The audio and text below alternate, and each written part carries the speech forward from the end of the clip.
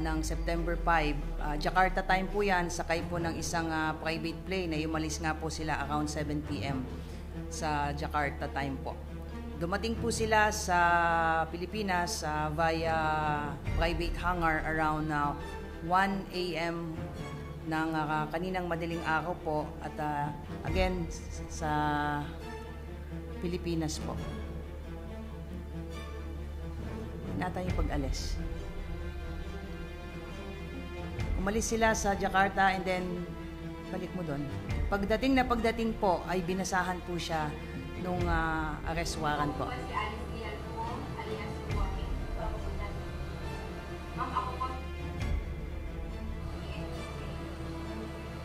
Ikaw ay aming inaaresto sa paglabag sa batas na Section 3, Paragraph E ng Republic Act 3019 as amended, violation of Section 3, Paragraph H of 3019 Anti-Graft and Corruption Practices Act na nilandaan ni Presiding Judge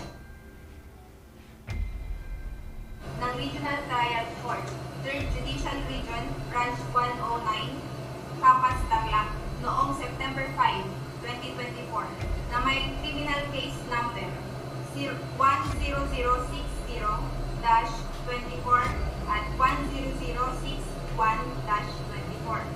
Ma'am, ikaw ay may karapatang manahimik. Anumang iyong sabihin ay maaaring gamitin pabor o laban sa iyo sa anumang hubungan dito sa Pilipinas. Ikaw ay may karapatang kumuha o pumili ng sarili mong abogado na may kakayahan at malaya. Kung wala ka namang kakayahan, ang gobyerno ang magbibigay nito sa iyo. Naiintindihan mo po ba ang iyong mga karapatan?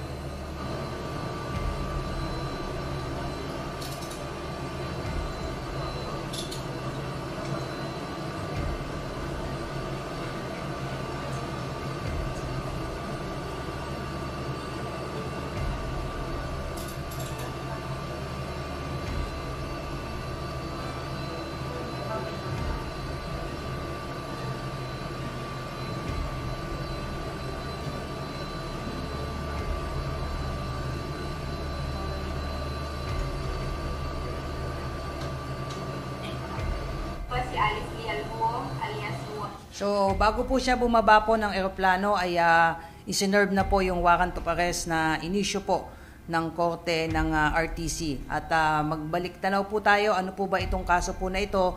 Kung matatandaan niyo po, nung March 13, 2024 ay ni-raid po yung isang illegal pogo po dyan sa Bamban, Tarlac. At after po nagsagawa po ng DILG ng fact-finding investigation, ay nagsampa po sila ng kaso before the Ombudsman po nung May 24, 2024 po. At base po dyan sa isinampa pong kaso ng DILG laban po kay Alice Guo at iba pa pong miyembro po ng Sangguniang Bayan, including the Vice Mayor po, ay naglabas po ng resolution ng Ombudsman na finding probable cause po noong August 27. At tinransmit po yan at in-endorse po itong findings po ng Ombudsman sa trial sa Capas, Tarlac nito pong September 4. So, September 5, kahapon po ay nag-issue po ng warrant of arrest against kay Alice Guo, yung RTC branch 109, at yun nga po yung nakita natin na isinerve po kay Alice Guo bago po siya bumaba sa eroplano. Binasahan din po siya ng kanyang kakapatan at ipinosas po siya bago po ibinaba po sa eroplano. So ang sumunod po dyan ay ibinaba po si Alice Guo sa eroplano at dinala po siya sa holding area kung saan ang una pong nangyari po ay dumaan po siya sa immigration process dahil tinatakan po ng mga tauhan po ng immigration yung mga pasaporte po ni Alice Guo at iba pa pong mga kasama po niya sa biyahe po. At pagkatapos po noon ay sumailalim po siya sa medical po. Kinuhanan po siya ng vital sign, yung kanyang oxygen level, pati po ng blood pressure at yung dito po sa kanan po, yan po ay taga-forensic group. Tinignan din po, nagkaroon po ng physical examination. Dinala po siya sa loob po ng comfort room para tignan kung meron po siyang mga external injuries that nung inireceive po siya ng PNP po. Pagkatapos po noon ay kinuhanan na po siya ng mugshot po. dahil may pinaprepare na rin po tayo doon on-site. At pagkatapos po ay dumaan po siya sa booking procedure, kinuhanan po siya ng fingerprint.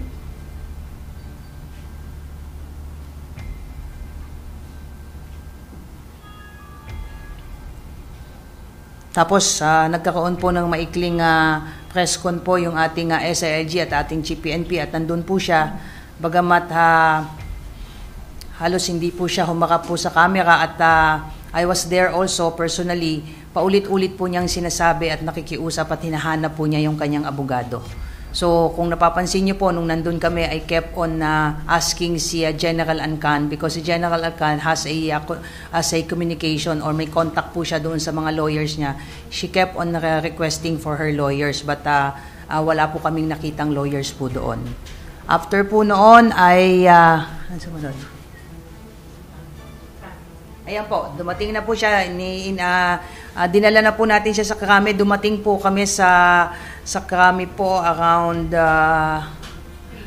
mga 3:06 po ng madaling araw kanina at ganito, pagdating po niya, dumaan po uli siya sa booking. Kasi ang CIDG po ang una pong umaresto sa kanya, but since ang magkukustodiya po sa kanya at i-detain po siya sa custodial facility po, ay kailangan po uling magkaroon po ng same procedure, medical din po siya at binuking din po siya ng tauhan po ng Headquarters Support Service na siya pong nangangalaga po ng ating custodial facility po. Kinuhanan din po siya ng mugshot. Then fingerprints din po.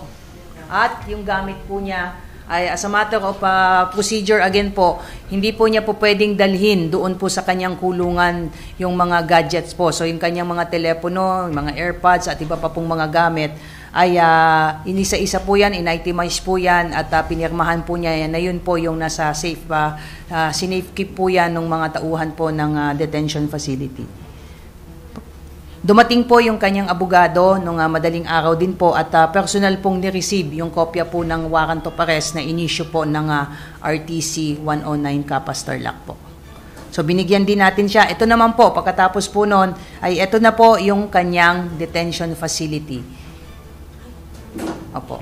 Yung detention facility po na yan ay isang payak na kwarto po, may CR, may maliit na table at ito po yung kanyang kanyang higaan at wala pong aircon yan, meron lang pong ceiling fan. This is the same room po na inoccupy po ni Senator De Lima nung siya po ay ma-detain din po dito sa custodial facility po.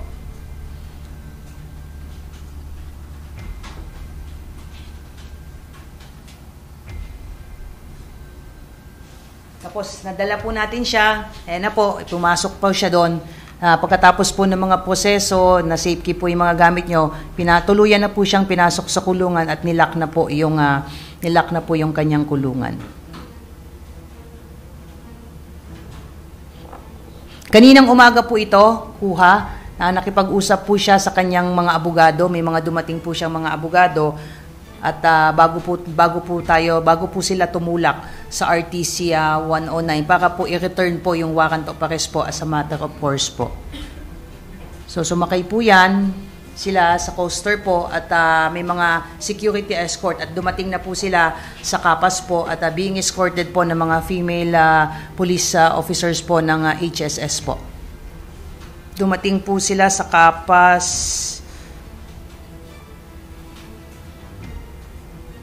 na mga magtatanghali po.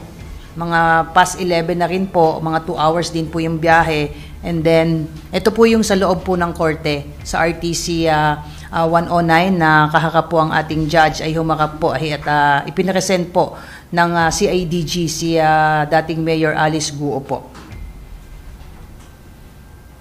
At during the proceeding po ay dumating po ang abogado po ni Alice Guo at during the proceeding po ay nag-motion po verbally yung kanyang abogado po requesting for the continued detention po ni Alice Guo sa custodial facility po ng Kamkrame which the court granted po. So mananatili po siya sa detention facility po ng Camp Crame. Nag-issue po ng commitment ng order ang presiding judge po ng RTC 109 Capas Tarlac. Naka-address po yan sa PNP Custodial Facility. Ang nakalagay po dyan ay to receive and keep si Alice Guo sa ating custodial facility during the pendency of the case subject to the order of the court. So kasama rin po doon sa motion po ng abogado ay hindi po muna sila magpo-post po ng bail sa ngayon po.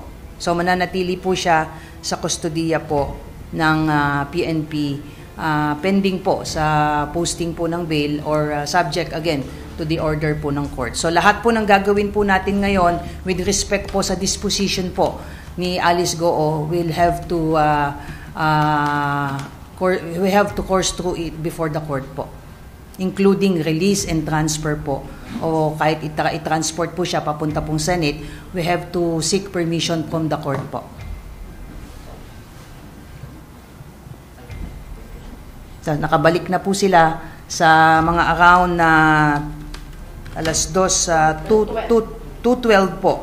Nakabalik na po sila, finally nakabalik na po sila sa custodial facility po. Meron pa? Yun po, ang pangyayari po ngayon, para at least alam nyo lang po yung nangyari for the last hours po mula po nung dumating po sila kaninang madaling araw po. No, kaya nga ito na po yung ginawa ko para nandyan na po lahat ng, hindi niya na po ako tatanungin. Yes po, yes po. Yes po, ma'am. President Santos from N25, alam naman po natin medyo parang nagkagalit na nga si Senator Risa Hontiveros.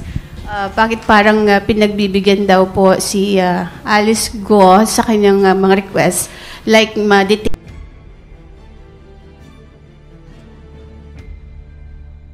Nagbigay po at nagpahintulot na mag-stay po siya dyan. Katulad ng sinabi ko po kanina, ang lawyer who represented po si Alice Guo before the RTC 109 ang mismong nag-motion po sa korte at nag-request po sila na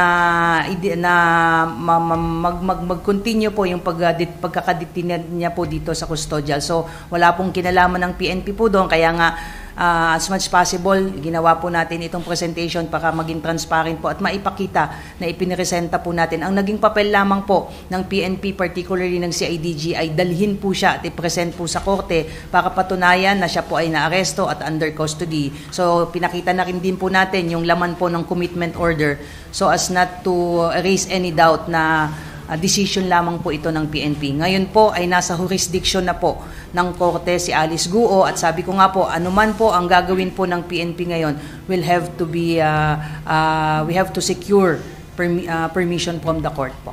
Ma'am, meron po ba tayong arrangement pagdating po doon sa mga magiging bisita ni Alice Guo? Like yung family po niya, friends, or... Napag-usapan na po yan kaninang madaling araw at yung mismong lawyer po niya na unang bumisita po sa kanya ay nag-usap po silang dalawa at ang papayagan pong mag-visit po sa kanya definitely yung mga lawyers po niya at yung kanyang mga immediate family po.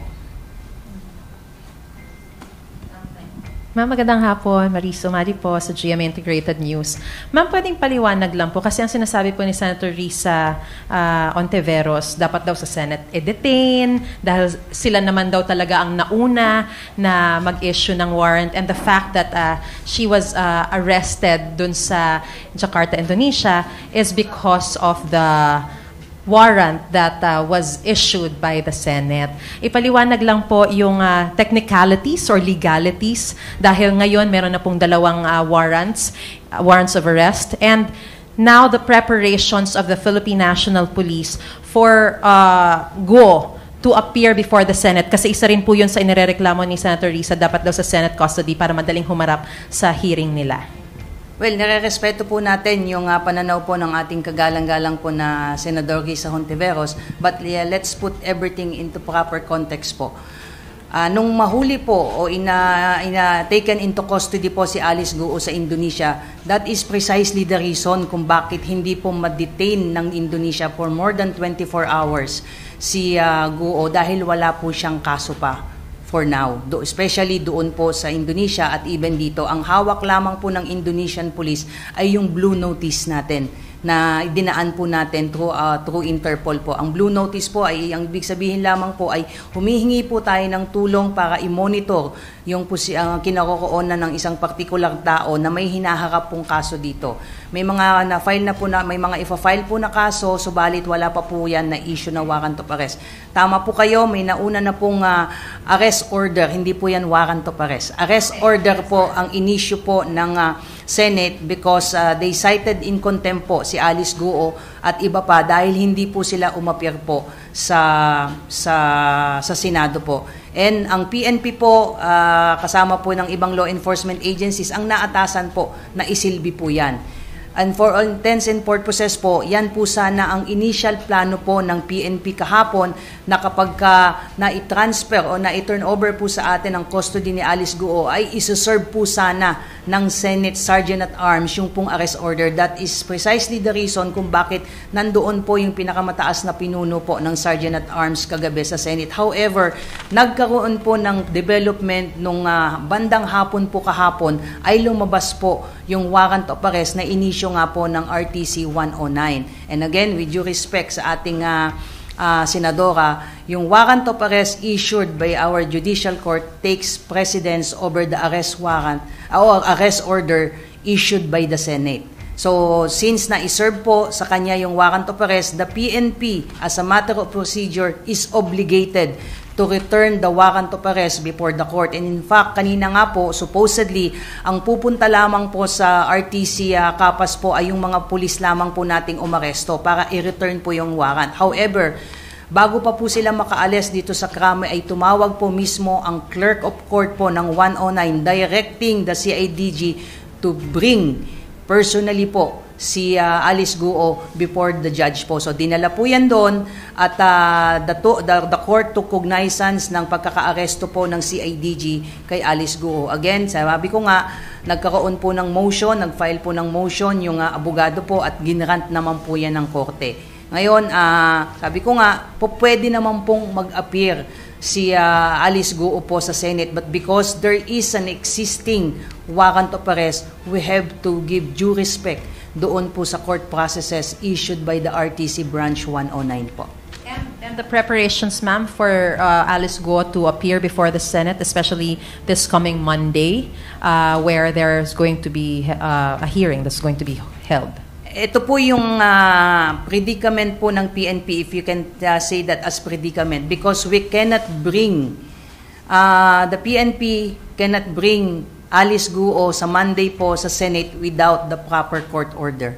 So the process should be the Senate Sergeant at Arms should request the court to direct the PNP to bring Alice Guo before the Senate so she could face the ongoing hearing po. That should be the procedure to be observed po. And that will also be the case every time there's going to be a hearing and she's invited? That is Laging correct, dapat ma'am. may bagong court order? That is correct po, ma'am. Ma'am, sorry. Sorry, Leah. Nabanggit po ba kung bakit hindi siya nag-bail? Kasi may mga kasamang mga PNP authorities naman kanina.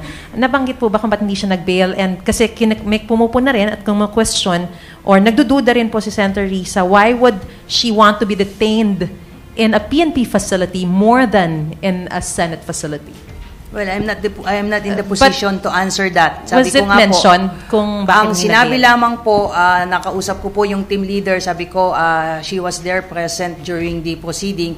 Ang reason lamang po at sinabi po after requesting for the continued detention po ni Alice Guo dito sa Kamkrame is they are not posting bail yet for now.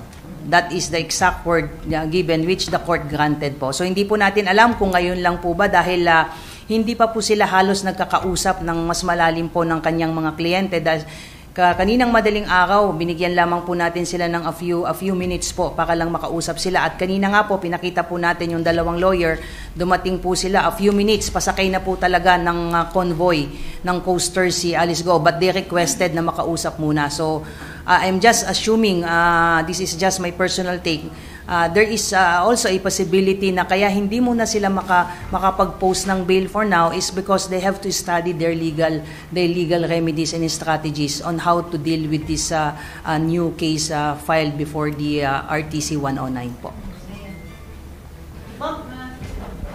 Ma'am, yung security lang po ni Alice Guo na nangangamba siya dahil sinabi niya rin doon sa mga interview kahapon or kagabi, kanina madaling araw, na may banta po sa kanyang buhay.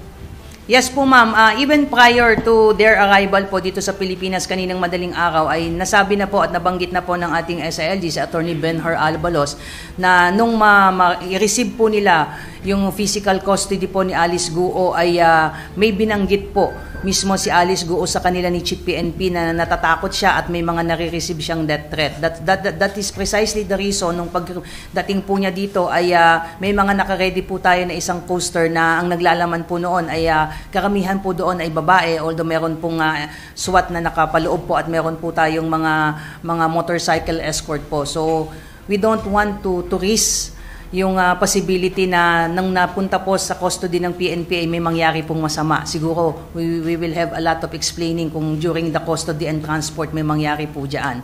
So prudence dictates na the PNP should deploy appropriate number of PNP personnel for purposes of transporting Alice Guo from the private hangar papunta po sa custodial facility, and that will be the similar setup na gagawin po natin hanggang nasa custody po natin si Alice Guo.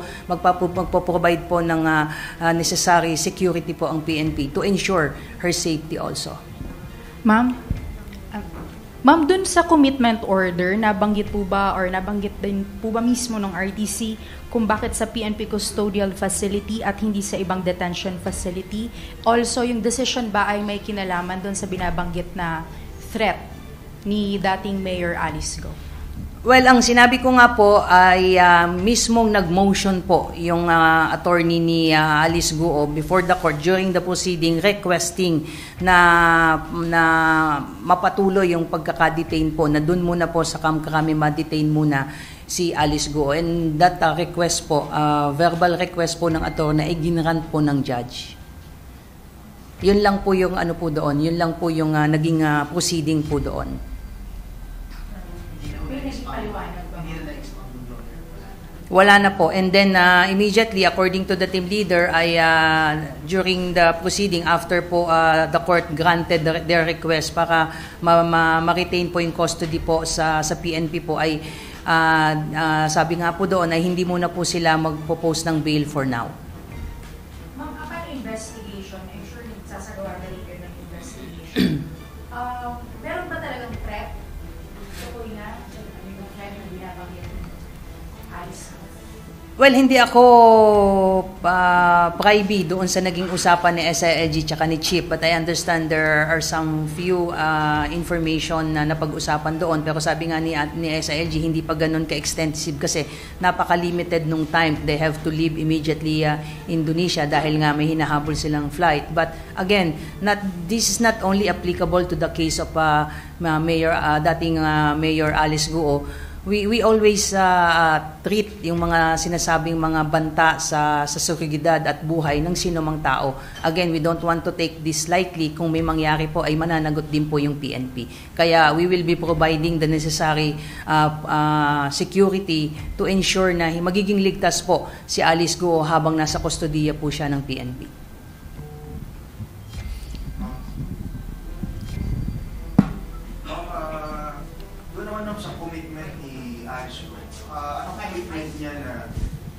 Anong commitment ni former mayor sa PNP para i-disclose or sabihin yung threat na ito, pati yung mga tao behind it? Like I said, I don't have any information kung may mga na-reveal na ba, at hindi pa natin nakakausap personally. I don't have the personality to even ask Alice Guo kasi may proseso naman po diyan. If she intends to reveal or disclose information that will at least give us a more clearer picture kung ano po ba yung extent and limitation ng kanyang participation doon po sa operation po ng illegal pogo sa Banban Tarlac at sa Porac Pampanga, then there is a proper forum for that po to discuss and reveal all the information na alam po niya na makakatulong. At yun din po yung hiningi ng ating SILG at ng ating PNP na kung ano man po yung nalalaman niya, they are encouraging her to disclose anything and everything she knows about the operation po ng Pogo dyan po sa Banban, Tarlac at sa Pocac, Pampanga po. So ma'am, hindi pa nag-commit yung camp ni Alice na yes, magre-reveal kami or magdi-disclose kami? Again, I don't have any information to that, sir. Kung meron ng ganyang commitment kay Alice. But sabi nga ni SILG, si SILG mismo ang nagsabi kaninang madaling araw na sila mismo ay humihimok kay Alice Guo na sabihin na lahat ng nalalaman niya. Ma'am, paano po yung magiging treatment kay Alice Guo sa loob ng detention facility? Will there be no special treatment towards her? Definitely po, there will be no special treatment for Alice Guo. At siya po ay itatrato bilang ordinaryong detainee katulad po ng ibang na-detain po dyan sa loob po ng custodial facility. Limited po ang kanyang movement. Hindi po siya makakalabas doon sa maliit na kwartong kanyang pinagkulungan. Ihahatidan lang po siya ng pagkain. At kung kailangan po siyang bisitahin ng kanyang lawyer at kanyang mga immediate family, yun naman po ay limited. May visiting hours naman po yan. So kung ano man po yung privileges and restriction po will also be applicable to her case po.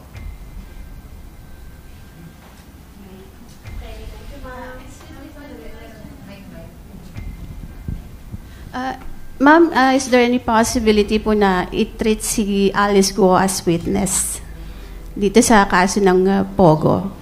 That I cannot answer, ma'am. I'm sorry because it should be ventilated before the proper courts po. May mga kaso naman po if the prosecutor feels and so desires na based po doon sa mga sasabihin po niya sa mga nalalaman niya, then we have to leave it to the discretion po ng prosecutor if they intend to use her as a witness in the future and in the coming hearings po, or at least during the pendency of these cases po.